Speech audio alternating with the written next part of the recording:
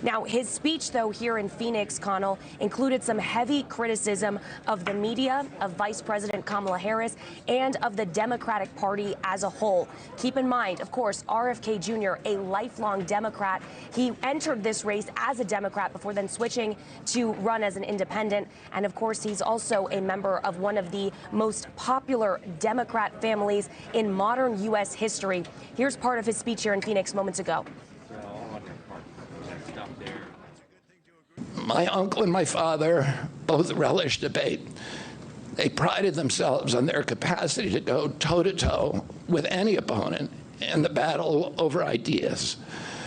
They would be astonished to learn of a Democratic Party presidential nominee who, like Vice President Harris, has not appeared in a single interview or an unscripted encounter with voters for 35 days.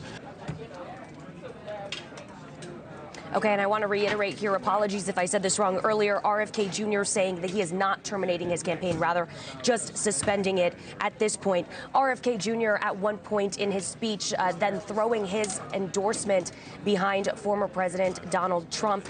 It is a move that already is getting some criticism from members of RFK's own family. They posted to social media moments ago in response, saying in part that our brother Bobby's decision to endorse Trump today is a betrayal of the values that our father and our family hold most dear, writing, "It is a sad ending to a sad story." Now, this decision, though, to suspend his campaign, Connell, comes amid some difficult poll numbers for the RFK campaign, trailing significantly nationally. His poll numbers had him at roughly 3% nationally. Financially as well, the RFK campaign only had about $4 million, a significant difference from both Harris and former President Trump.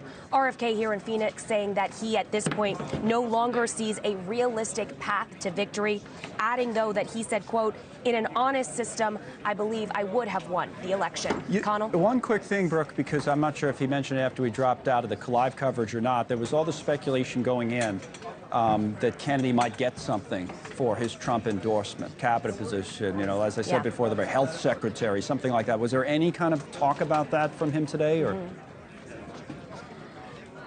There seemed to be maybe some alluding to it, Connell. As you mentioned, there has been a lot of speculation swirling about whether the Trump endorsement would also come with a potential Trump cabinet position for RFK Jr. We know that the two campaigns have been in talks with each other.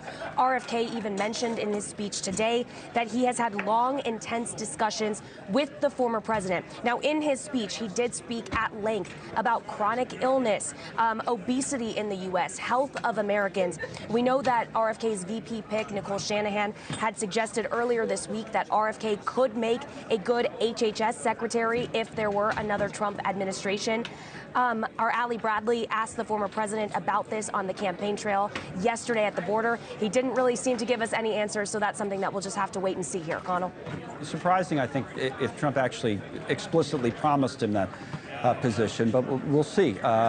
Thank you, Brooke. Brooke Schaefer there in Phoenix. We'll talk about it when we come back. Thanks so much for watching. Just go to joinnn.com to find News Nation on your television provider. And don't forget to click the red subscribe button below to get more of News Nation's fact-driven, unbiased coverage.